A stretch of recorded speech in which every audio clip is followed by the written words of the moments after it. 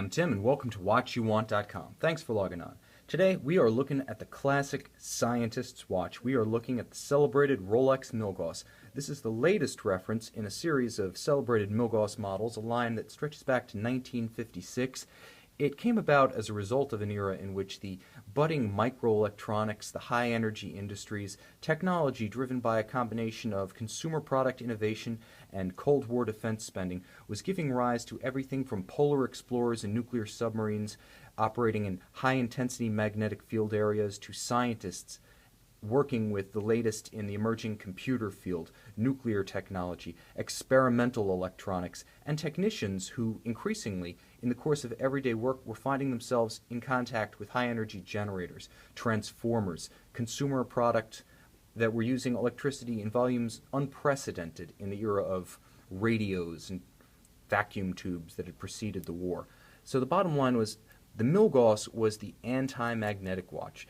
With a soft iron Faraday cage surrounding the automatic movement, the idea was that the soft iron, being paramagnetic, would channel the magnetic field lines around the movement, preventing interference with the operation of the hairspring.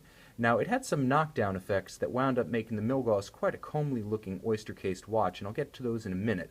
But let me just introduce this model. This is the 6-digit reference 116400GV, or glace vert. Now, those who are familiar with Rolex know that the color green is something of an iconic color in Rolex history, almost as much of a corporate icon as the 5-point coronet itself.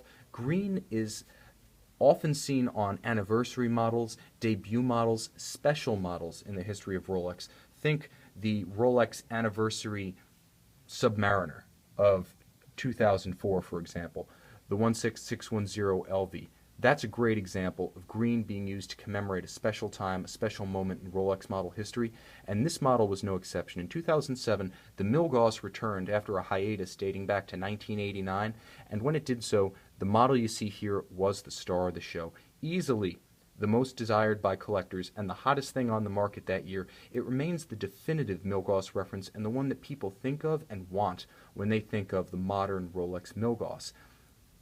Now, when I get back into the style of the watch and how it's a little bit of a neater oyster-cased watch than the traditional Rolex sports references, that's because there is no date. First and foremost, 40 millimeters is not a lot of space to work with, and although the Rolex Cyclops Eye viewer and date is easy on the eye and very practical, on a 40 millimeter watch with an even smaller crystal, it becomes very crowded and it creates an asymmetry in the aesthetic of the watch that not everyone finds attractive. So with the Milgauss, because you couldn't have too many through fittings, too many holes in the Faraday cage, basically there's the shaft for the cannon pinion driving the hands, and there's going to be the aperture for the crown at 3 o'clock.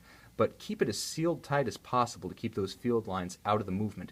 And as a result, you have a symmetrical dial with no date that wears very formal, very fashionable, very elegant and refined in a way that the Sea Dwellers, the Submariners, granted the Sea Dweller doesn't have the Cyclops Eye, but it does have the date, but the Submariners, the GMT Master 2s of the world, they just can't compare to this. In a 40 millimeter case, symmetry, open dial, unadorned, unencumbered, not busy, that's the name of the game, and this watch achieves that. And without a rotating bezel, either a GMT bidirectional or a unidirectional dive bezel, the Milgauss is a very becoming dress watch that can pull double duty more easily than the other Rolex references. And because it doesn't have that ridged knurled diving bezel, it sits very flat on the wrist, and it's not going to catch and hold cuffs. Again, my wrist is 6 1/3 inches, that's about 16 centimeters for our metric friends out there, and you could see that it wears naturally, very comfortably. It has very short, highly contoured lugs that hug the wrist, and the bracelet itself, being the latest edition of the Oyster, the long-running reference, 3-link design, polished in the center, brushed on the side, and polished on its flanks. It feels fantastic, feels like $1 million. This watch is a tremendous value because on the wrist it feels like an absolute bank vault, but despite that solidity, it's not that big, it's not that bulky, and again with that symmetry, it just wears very well. Versatile, elegant, easy on the eye. No one would ever pick this out as a scientist or engineer's watch. Now, moving on, the latest edition of the watch, the 6-digit reference, features the 3131 caliber from Rolex. It's got a few tricks up its sleeve. Now, in addition to the traditional soft iron Faraday cage, inside this watch you get a special escapement with what's known as anachronous nickel comprising many of the escapement components, and then the hairspring itself is Rolex's Parachrome Blue, debuted in the mid-2000s. It's a far more antimagnetic alloy, far more temperature resistant, shock resistant alloy than a conventional metal hairspring, and between the Faraday cage, the anachronous nickel escapement components, and the Parachrome Blue hairspring, this watch is heavily hardened. If the original was rated against 1000 Gauss or Milgauss, I think it's safe to say that that's a minimum for this watch. Automatic with a 50-hour power reserve, it is a COSC certified chronometer, as always, highly accurate, and uniquely among watch companies that are obtaining COSC certifications, Rolex tests all of its watches again once they're cased up before they leave the factory to ensure that they still meet chronometer standards once they're in the case, and you'd be surprised how much can change between the COSC labs and the assembly factory with those other brands. So Rolex does its homework right here, and they do justice to the history of the Milgauss.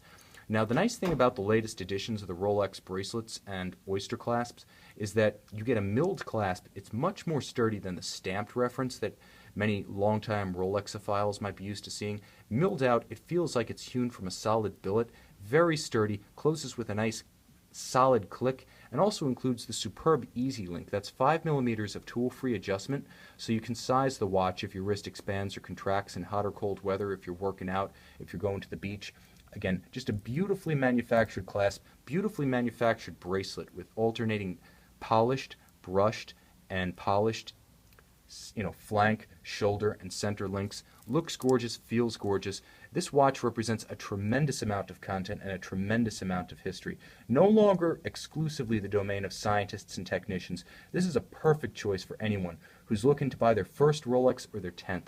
I think no collection of Rolex is complete without a Milgauss, and again, this GV variant is the definitive example of the modern reincarnation of the Milgauss. Check it out on our website with comprehensive Rolex factory equipment, watchyouwant.com, see it in high-resolution photography. I'm confident that even if you're not a technician, an engineer, or a technology worker, this just might be the watch you want.